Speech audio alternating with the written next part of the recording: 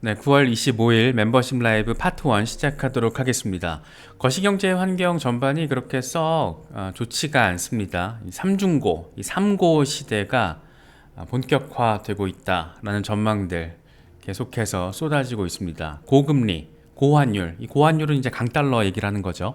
고유가, 이 세 가지 고물가 상황이 지금 하나씩 현실화되고 있는데 하필이면 이게 지금 겹치다 보니까 3고가 3중고로서 시장을 압박하는 상황, 뭐 이렇게 좀 해석이 되고 있는 거죠. 그래서 실물 경제와 자산 시장 모두 후폭풍은 사실상 불가피하다, 뭐 이런 얘기들도 지금 많이 나오고 있는 상황입니다. 특히 2010년대를 관통했던 이 저물가 시대가 이제 끝났다, 끝났다라는 평가까지 단언적으로 나오고도 있는 상황이라서 이 3고 시대, 어쩌면 이 팬데믹을 거치면서 이제 엔데믹까지 마무리를 하고 새로운 페이지로 조금 경제 환경이 진입을 하고 있는 모습으로도 바라볼 수 있을 것 같아요. 특히 이제 팬데믹을 통해서 저물가의 어떤 극강 상황, 정말 팽창된 통화 정책, 그로 인해서 어마어마한 인플레이션이 자산 시장으로 쏟아져 들어오면서 발생을 했고, 그게 이제 하나둘 거품이 터질까 말까, 뭐 이런 상황들이 지금 글로벌하게 포착이 되고 있잖아요. 특히 뭐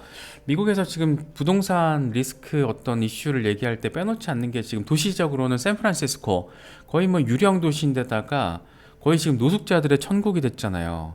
지금 샌프란시스코에서는 $1,000 이상을 도둑질을 했을 때 그 액수가 $1,000를 넘지 않으면 기소도 안 한다라고 합니다. 특히 이제 저녁 6시 이후부터는 거리에다가 텐트를 칠 수 있게끔 해놓으니까 온갖 노숙자들이 글로 다 몰려들고 있다라는 거예요. 샌프란시스코에. 정말 어떻게 샌프란시스코가 저럴 수가 있지라는 생각이 들 정도로 도시 자체가 거의 마탱이가 가고 있어요. 근데 그런 게 사실은 조금 큰 관점에서 바라보면 이 코로나 팬데믹 이후에 정말 어마어마하게 팽창됐던 그 버블이 하나둘, 뭐 부동산의 영역이 됐든 뭐가 됐든 하나둘 지금 터지기 시작하면서, 내지는 터질 우려를 보여주면서 그런 상황들이 악화되고 있다, 뭐 그렇게 지금 바라볼 수 있을 것 같아요. 특히 이제 부동산, 상업용 부동산 공실률 어마어마하죠, 샌프란시스코도. 그래서 참 이게 리플 소송이나 뭐 암호화폐에 대한 억압적인 규제가 아니면 그런 도시들, 특히 샌프란시스코 같은 경우에는 글로벌 크립토 허브가 될 수 있었던 그런 후보군 중에 하나였는데 참 아쉽죠. 어쨌든 도시 자체가 그렇게 마탱이가 가게 되는 그런 결정적인 요인들이 이렇게 고금리 상황, 고환율, 고유가 이런 것들이 복합적으로 지금 엉켜 있다 보니까 그런 현상도 우리가 연계지어서 해석할 수 있고 지금 포착되고 있다, 이렇게 좀 바라보시면 어떨까 싶어요. 특히 이제 고금리 시대, 10년물 국채 금리가 16년 최고치, 2007년 9월 이후에 처음으로 4.5%를 돌파했습니다. 이게 딱 심리적 저항선으로 꼽히는 건데, 10년물 국채금리가 지금 4.5% 돌파했고, 초장기 금리라고 할 수 있죠. 30년물 국채금리 같은 경우에는 4.59%를 지금 기록한 상황이에요. 요즘 같은 때가 사실 국채 투자 진입하기가, 노려보기가 좀 괜찮은 시기죠. 4%대라는 게 웬만한 은행 예금이자보다 더 좋다 보니까 지금 국채로 조금 돈이 많이 쏠리고 있고, 그만큼 증시엔 이게 또 하방 압력 요인이다 보니까 이런 고금리로 인한 상황들도 우리가 좀 관심 있게 지켜봐야 되고, 고유가 상황은 이게 정말 조금 걱정스럽죠. 지금 고공행진을 약간 살짝 빠지면서 조정받으면서 지금 또 반등했는데, 이게 지금 8월 중순 말부터 이 기울기가 일단 어마어마합니다. 물론 이제 사우디아라비아와 러시아가 연말까지 추가 감산 연장을 결정하면서 공급 충격 우려가 빵 하고 들어와 주면서 지금 유가를 굉장히 상승시키고 있는데, 뭐 100달러 같은 경우에는 연내 100달러는 거의 이제 기정사실로 받아들여지고 있는 것 같고, JP모건 같은 경우에는 2026년까지 유가가 150달러까지 급등 가능하다. 와, 이거 어떻게 해야 되나 싶은 생각 드는 거죠. 그래서 인플레이션이라는 게 정말 잡힐 수는 있는 건가, 이제 회의감도 살짝 들기도 하고, 특히 이제 이런 상황에서 이 고금리, 고유가, 여기에다 이제 달러 인덱스 급등, 지금 킹 달러가 다시금 등장을 했다라는 표현이 나오고 있잖아요. 그래서 오늘 환율 보시면 아시겠지만 여전히 1,300원대 중반, 30원, 40원 이렇게 왔다 갔다 하고 있습니다. 고환율이라는 건 이건 수출 물가가 올라간다라는 거기 때문에, 수입 물가가 올라간다라는 거기 때문에 우리 지갑에 직접적으로 또 영향을, 타격을 미칠 수 있는 거죠. 그래서 결코 우리의 식탁 물가와의 관점에서 조금 체감하는 관점에서 바라보더라도 이게 참 우려 섞인 상황인데, 어쨌든 고금리, 고유가, 고환율, 이 세 가지가 지금 자본시장 전반을 압박하고 있는 그런 상황으로도 우리가 바라볼 수가 있어요. 특히 이제 이런 상황에서 미국에선 또 내적 이슈가 있죠. 지금 자동차 업계 파업 같은 경우에도 이게 장기화가 되면 이거 안 되는데 이 상황 골 때리게 되는데 뭐 이런 얘기들 지금 나오고 있는 거잖아요. 그래서 이게 처음에는 세계 공장에서 위주로 발생했던 건데 지금 20개 주 38개 부품 공급 센터에까지 파업 범위가 확대가 된 상태입니다. 여기에다가 지금 또 하나는 연방정부 셧다운 가능성, 데드라인이 10월 1일이잖아요. 그래서 2024년도 회계년도가 시작되는 게 2023년 10월 1일인데 10월 1일까지 지금 얼마 남지 않았잖아요. 그래서 자칫하면 셧다운 가능성. 그러다 보니까 사실 증시를 압박하는 관점에서 바라보자라면 악재가 지금 넘쳐 있는 거예요. 지금 미국 안팎으로 봤을 때 한 5가지 정도가 야 이거 여차하면은 정말 특히 이제 기술주 빅테크들이 더 추가적인 압박을 받을 수 있는 환경인 거잖아요. 그래서 혼돈의 4분기가 될 가능성도 생각해 볼 수 있다 이런 얘기를 합니다. 이 골드만삭스가 이 예측시 제시한 건 저도 개인적으로는 이 정도 수치가 나왔었어? 라는 생각이 좀 들어서 놀랐는데 대규모 파업이 이어질 경우에 매주 경쟁 성장률이 연율로 0.05에서 0.1%가 감소한다라는 추산이 있답니다. 이 숫자 굉장히 크죠. 매주 주간 단위 연율로 봤을 때 0.05에서 0.1 굉장히 큰 숫자죠. 그래서 이게 장기화됐을 때 어떤 우려 거기다가 이제 자동차 업계 파업이라는 게 장기화가 되면 물론 당연히 노동시장에도 악재가 되겠지만 지금 공급망 리스크가 안 그래도 이제 엔데믹 이후에 조금씩 완화가 되고 있는 그런 될까 말까 나아질까 말까 이런 흐름인데 이게 또 문제가 생길 수 있는 거고 자동차 가격이 올라가면서 인플레이션을 또 압박할 수도 있고 여러모로 악재인 거예요 지금. 그런데 그런 것들이 지금 동시다발적으로 펼쳐지고 있다 깝깝합니다. 그래서 특히 이제 셧다운 같은 경우에도 실제로 만약에 벌어질 경우에는 정부가 예정되어 있는 기한에 맞춰서 제때제때 어떤 거시경제 관련 데이터들을 공개를 해야 되는데 그게 제 날짜에 맞춰서 이루어지지 못할 가능성이 커지는 거고 그렇게 된다면 연준의 통화정책 방향성, 의사결정, 정책 결정에 있어서도 혼선을 빚게 만들 수 있다는 거죠. 그래서 특히 또 한 가지가 실제로 이게 셧다운이 장기화가 된다라고 하면 현실화되고 그게 또 장기화가 된다라고 하면 경제 성장률에도 악재가 된다라는 게 2018년 케이스에서 이미 확인이 됐다라는 겁니다. 그래서 2018년 12월에 셧다운 이게 한 5주 정도 지속이 됐었는데 그때 당장 2018년 4분기 뿐만 아니라 2019년 1분기까지 경제 성장률이 위축된 게 확인됐다라는 거죠.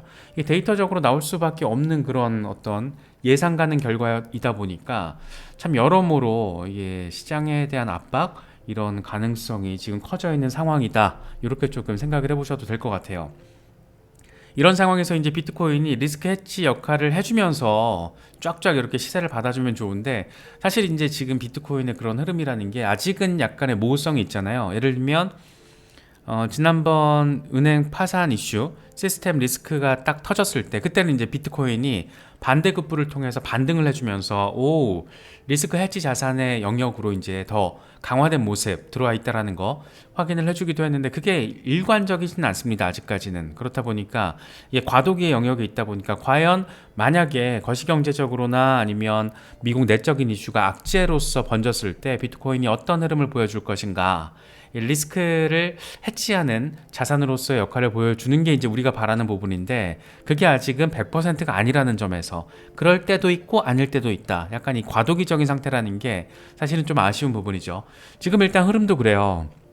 거시경제가 압박받고 증시가 압박받을 때 반등을 해주 거꾸로 이제 역상관관계를 보여주면 딱 좋은데 동조화 양상을 보여주면서 지금 20일 지수이동 평균이 26,500달러 여기를 딱 지지를 받아주기를 바랬지만 이게 지금 빠진 상태입니다. 그래서 아직은 비트코인의 방향성을 예단하기가 조금 더 복잡해진 상황이다. 이렇게 조금 해석을 할 수 있을 것 같아요.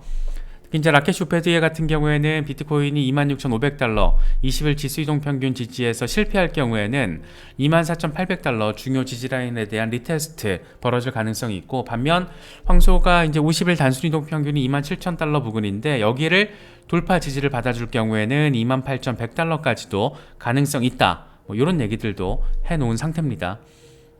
머스타시 같은 경우에는 메가폰 패턴 이제 익숙하실 거예요. 많이 다뤄가지고 소리가 확장해 나가듯이 시세가 더 크게 반등해서 나아간다라는 거죠. 그래서 지금 비트코인 주간 차트를 보면 메가폰 패턴이 잘 형성되고 있어. 그래서 95%는 여전히 일어나지 않을 가격 하락. 그러니까 여전히 이제 비트코인 10,000달러 폭락 주장하는 사람들, 뭐 이런 사람 겨냥해서 지금 얘기를 한 건데, 그런 걸 기다리고 있는데 그런 일은 벌어지지 않을 거야 라는 얘기를 하고 있습니다. 그래서 지금 뭐 200주 지수종 평균 지지 받아주면서 메가폰 패턴을 형성하고 있는 거기 때문에 잘 가고 있는데, 이런 얘기를 하는 거고요. 이건 같은 경우에는 역시 주간 차트인데 이 라인을 본 거예요. 여기서부터를 본 거예요. 지금 이 차트에서, 아이고 죄송합니다. 이 차트에서는 요 부분을 가지고 지금 차트를 만든 건데, 상승 삼각 패턴 형성이 잘 되고 있어. 이 95주 동안 지금 상단 저항이 형성되어 왔던 거고 46주 동안 지지를 잘 받아준 거기 때문에 여기서 지지 좀 더 빠질 수도 있겠지만 한 23,000달러 부근까지 빠질 수도 있겠지만 지지 잘 확인해주고, 단단한 지지라는 얘기를 하는 거죠. 그러니까 46주 동안 확인이 된 단단한 지지 라인, 그런데 굉장히 견고한 저항 라인 95주 동안 이어졌던, 그래서 이게 지지 잘 받고 돌파를 해주면 굉장히 견고한 저항선을 뚫어준 거기 때문에 랠리한다. 근데 이 시점이 봐봐, 이제 반감기 직전에 4분기 때 벌어진 상황이네. 봐봐, 프리헤빙 랠리가 나온다라는 거야. 뭐 이런 얘기를 지금 차트를 통해서 맥락적으로 뉘앙스를 던지고 있다라고 우리가 바라볼 수 있죠. 그래서 주간 차트를 통해서 이 똑같은 주간 차트인데 지금 두 가지 패턴, 이건 조금 더 주간 차트를 더 넓게 본 거죠. 2021년부터 본 거고, 이거는 2020년 상황부터 조금 더 축소해서 바라봤을 때 차트가 두 가지 다 이렇게 긍정적으로 그려지고 있다라는 거, 주간 차트 기준으로. 이런 부분들은 조금 참고하시면 좋을 것 같고, 이건 스탁머니 리잘트인데 다른 거 다 보일 필요 없고, 지금 급등, 폭락, 축적, 그리고 급등, 폭락, 축적, 그리고 급등, 폭락, 축적, 그리고 급등, 폭락, 축적, 그리고 급등할 거야 라는 얘기를 하고 있는 겁니다. 그래서 20만 달러까지 다음 반감기를 거치면서 2025년 하반기까지 갈 거야 라는 얘기를 하는 거죠. 그래서 이게 뭐 10만 달러가 될지 20만 달러가 될지 어떻게 될지 모르죠. 그건 지켜봐야 되는 거겠지만 차트적으로는 그렇게 지금 잘 가고 있어. 늘 그랬던 패턴을 지금 따르고 있고, 지금은 축적 단계인 거야. 그래서 이 박스권 하단까지, 박스권 하단이 지금 이제 10,000달러 부근인 거잖아요. 근데 박스권 하단까지는 안 떨어질 걸. 왜냐? 지금까지 포물선 지지를 잘 받고 있잖아. 뭐 이런 얘기를 하고 있는 겁니다. 그래서 뭐 스탁머니 리잘트 같은 경우에는 걱정할 거 없어, 이게 이제 초점이고, 계속 패턴이 뭐 이번이 다를 거라고 말하는 사람들도 있는데, 다르긴 뭐가 달라? 과거 패턴 똑같이 지금 반복하고 있는데 라는 걸 주장하고 있는 겁니다. 그래서 첫 번째 해빙, 두 번째 해빙, 세 번째 해빙, 그리고 네 번째 해빙을 앞둔 상황에서 지금은 의미 있는 축적 단계가 지금 진행되고 있는 거고, 31,000달러에서 50,000달러까지는 그냥 축적 구간이야. 박스권 축적, 뭐 이런 얘기를 지금 하고 있다라고 바라볼 수가 있습니다. 맥스 같은 경우에도 역사적으로 이제 장기 추세선 아래에서 거래될 때가, 장기 추세선 아래에서 거래될 때 장기 추세선을 뚫으면 폭등한다라는 거죠. 장기 추세선 아래에서 거래될 때 역시 축적, 사이드웨이 축적 뚫으면 폭등한다라는 거죠. 왜냐하면 장기 추세선이라는 게 어마어마하게 강력한 저항을 말하는 건데, 일단 그걸 뚫으면은 브레이크아웃, 불런, 이번에 근데 딱 지금 그 상황이라는 거예요. 그래서 사이드웨이 축적 기간인 거고, 여기서 브레이크아웃 돌파를 해주면 그때부터 불런, 어디까지? 72,000달러까지 10만 달러 향해서, 이런 얘기를 지금 맥스도 하고 있는 겁니다. 강세론자들은 계속 꾸준하게 비슷한 얘기를 하고 있고, 크립토로버 같은 경우에는 지금 비트코인의 어떤 이 콜드 스토리지, 그러니까 거래소에 보유하는 게 아니고, 거래소 보유량이 지금 이 노란색이 거래소 보유량이거든요. 거래소 보유량이 계속 빠지고 있는 거예요. 왜 빠지냐 봤더니 개인이 이제 콜드 스토리지, 콜드 월렛에 지금 저장을 한다라는 거죠. 이게 이제 FTX 사태 이후에 벌어진 하나의 현상인데, 그래서 저희 채널도 지금 디센트 월렛이랑 파트너십을 맺고 있잖아요. 그래서 확실히 콜드 월렛에 접근하는 그런 어떤 경우가 늘었어요. 당장 거래소 보유량이 지금 엄청 빠지고 있고, 그래서 이걸 해석할 수 있는 게, 이번 약세장은 확실히 이전과는 다르다. 비트코인의 어떤 자체 보관 추세 자체가 달라지고 있고, 거래소에 보관되는 비트코인의 양이 줄어든다라는 거는 그만큼 매도 압력을 낮추는 거기 때문에 가격 반등의 조건 중에 하나가 될 수 있다. 뭐 이런 얘기를 지금 하고 있는 거죠. 그래서 이것도 재밌는 부분이고, 비트코인 뉴스 같은 경우에는 이런 얘기를 합니다. 작년 딱 1년 전이죠. 딱 정확히 1년 전, 작년 9월 24일부터 매일 비트코인에 70달러치, 그러니까 하루에 뭐 한 10만원 좀 안 되는 돈인가요? 70달러어치 투자를 했다라면, 지금 딱 1년 지나면 비트코인 한 개를 소유하게 된다는 거예요. 근데 작년 이맘때라는 게 사실 FTX 터지기 직전이어서 작년 이맘때부터 매일 $70를 투자한다라는 것도 사실 이게 웬만한 확신이 아니고서는 이게 간단한 일은 아닌데, 어쨌든 1년 동안 매일 $70치를 매수를 축적을 하면은 이미 비트코인 한 개를 가지고 있다고 합니다. 재밌죠? 지금 10월 같은 경우에 우리가 조금 기대 포인트로 가져볼 수 있는 게, 지금 여러 자산 운용사들이 신청한 비트코인 현물 ETF의 이 세컨 데드라인이 10월 중순에 몰려 있습니다. 이 서드 데드라인이 1월 중순에 몰려 있고, 파이널 데드라인이 3월 중순에 몰려 있어요. 근데 파이널 데드라인 그 다음 달이 비트코인 반감기로 지금 예상이 되고 있는 시기여서, 예를 들어서 이때 좋은 시그널이 하나 나와주고 이렇게 조금 일괄적으로 승인이 언제 될지 모르겠으나, 순차적으로 되든 일괄적으로 되든, 아니 진짜 마지막까지 분위기 보다가 뭘 할지 모르겠으나, 어쨌든 세컨 데드라인이 SEC가 입장을 왜 지금 아직 상황에서 승인이 안 되는지에 대한 입장을 밝혀야 되는 그 데드라인이 10월 중순에 몰려 있다라는 거. 여기에 지금 10월 20일에 이더리움 선물 ETF 출시 가능성으로 거론된 날짜잖아요. 그래서 만약에 이때 어떤 의미 있는 긍정적인 멘트들이 나와준다, 플러스 이더리움 선물 ETF가 10월 20일에 승인이 된다, 이러면 10월은 되게 재밌는 장세가 펼쳐질 수도 있다, 이렇게 지금 생각을 해볼 수가 있는 거죠. 그래서 10월 같은 경우에는 다시금 우리가 좀 상반기 6개월 동안 느꼈던 그런 재미를, 어떤 안도와 기쁨을 느낄 수 있는 그런 시기가 또 될 수도 있지 않을까, 그런 생각이 들기도 합니다. 영화 인터스텔라 보신 분들은 이거 기억하실 거예요. 이 장면. 이 행성에서의 1시간은 지구에선 7년이라는 거예요. 그래서 여기서 몇 시간 보내고 우주선으로 돌아갔더니 같은 동료가 할아버지가 돼 있었잖아요. 그래서 여기서 1시간은 지구에서 7년이야. 오케이, 좋아. 우리는 여기서 호들하자. 여기서 비트코인 호들하자. 이렇게 좀 밈 형태로 만들었는데, 참 이 시간이 결국에는 해결해 줄 수 있는 그런 부분이다 라는 얘기를 하고 있지 않나 생각이 됩니다. 그래서 지금 어쨌든 긍정적인 부분들도 자리하고 있고 재미있는 상황들도 펼쳐지고 있기 때문에, 비트코인 반감기를 앞둔 상황에서 나름의 전략적인 대응을 조금 더 우리가 구체적으로 생각해 볼 수 있는 그런 시기가 아닌가 생각이 되기도 합니다. 그래서 여러 가지 좀 상황들을 잘 체크하시면서 시장 대응을 하시면 더 좋을 것 같습니다.